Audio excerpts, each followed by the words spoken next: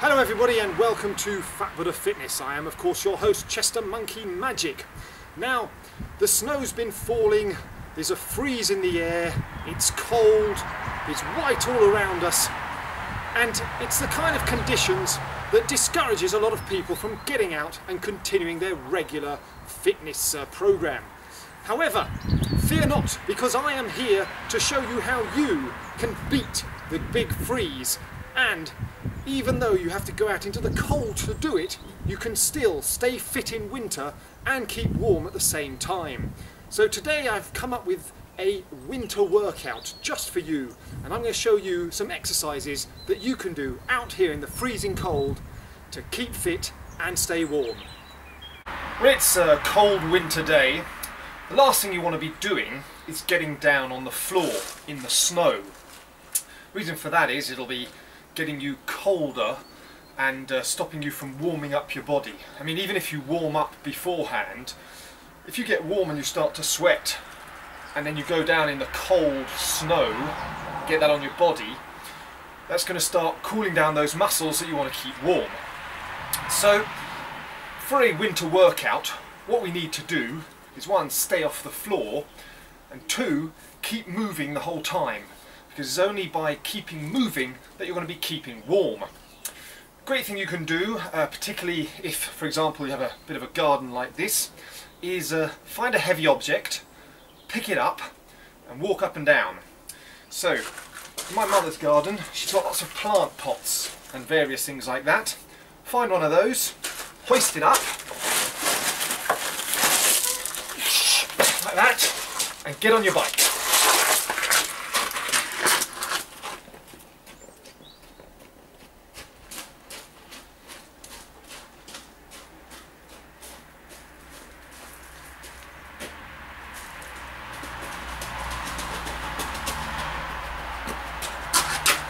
Simple one like that. Pick up the object, carry it down to the end, sprint back. When you get back here, what you're going to do is jump. Do jumps as big as you can all the way back to it, and then you're going to carry it back.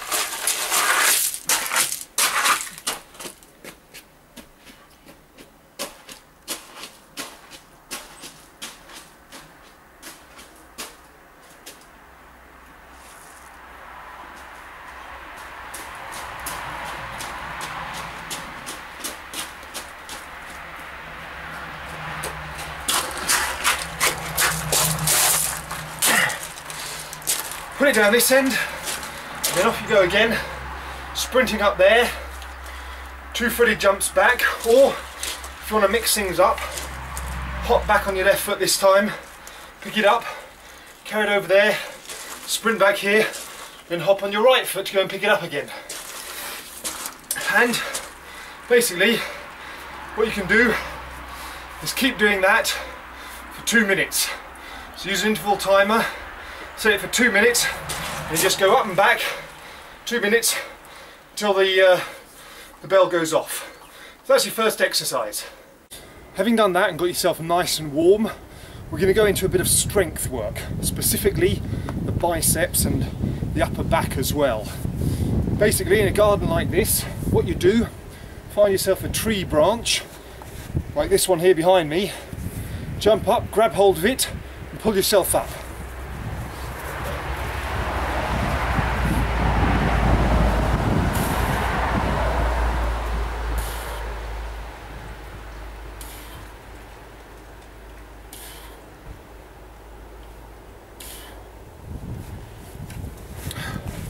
What you do, because on a branch like that, it's difficult to get the overhand or the underhand grip, so you do a side-on grip, each hand facing the opposite direction. Start with, say, left over right, do as many pull-ups as you can, come down, give yourself a 30-second break, then go right over left, because depending on which hand is in front of the other one, puts a little bit more emphasis on one side rather than the other. So then we go back up.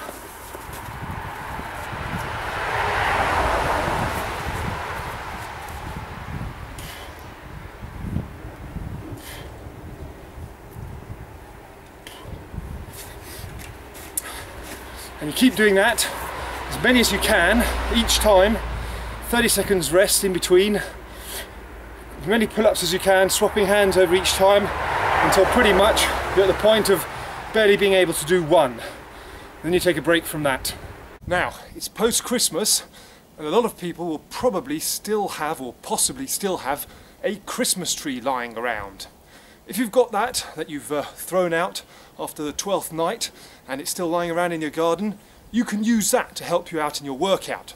So what we're going to do now is the Christmas tree chop. Instead of chopping up the Christmas tree, we're going to use the Christmas tree like an axe.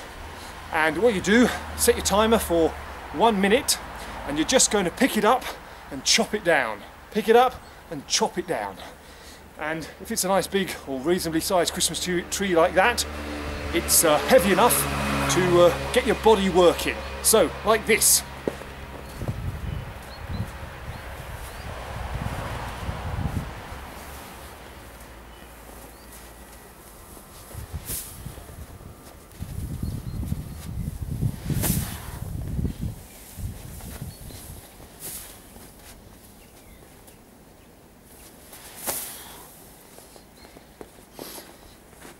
That one, being fairly big and awkward, reasonably heavy, wasn't quite able to lift it up just on my arm strength.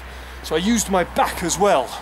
That's fine, it's all helping you get a good core workout. Basically, you're engaging more muscles than just your shoulders and arms. You're also engaging your core to help you flip it up over your head and bring it down. You do that non-stop for 1 minute. From there, still using the Christmas tree, we're going to go into the Christmas tree drag. So, having done a couple of exercises that largely focus on your upper body, now it's back to the legs. Basically what you want to do, grab the Christmas tree by the top end, okay? And you're just going to drag it a certain distance over there to the end, turn around and drag it back, going backwards as you pull. And what it does by dragging it that way, all the bristles, hopefully, will dig in a bit into the ground, into the grass, into the snow, make it harder for you, also hopefully pick up some snow, weighing it down even more. So it's just going to get harder and harder as you go along. And that you're going to do 2 minutes, just dragging it back and forth non-stop. Okay, like this.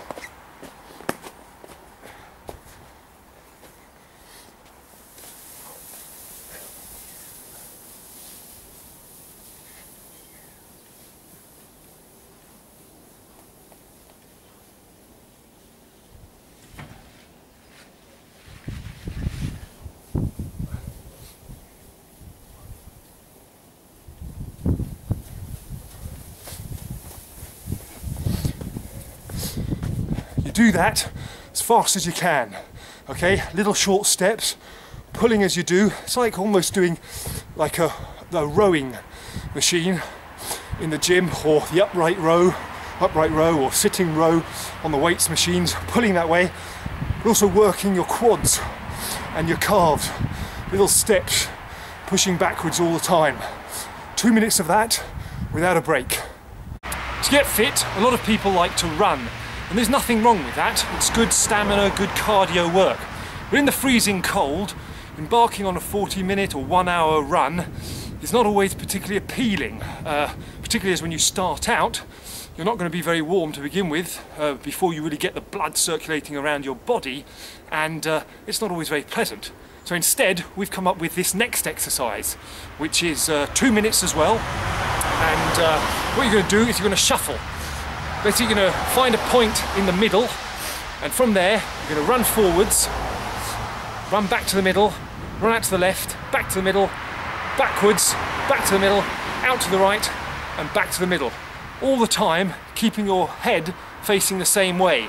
So it's a 4-point shuttle run. And once you've finished one circuit, you just go back to the beginning and start all over again. So it looks a bit like this.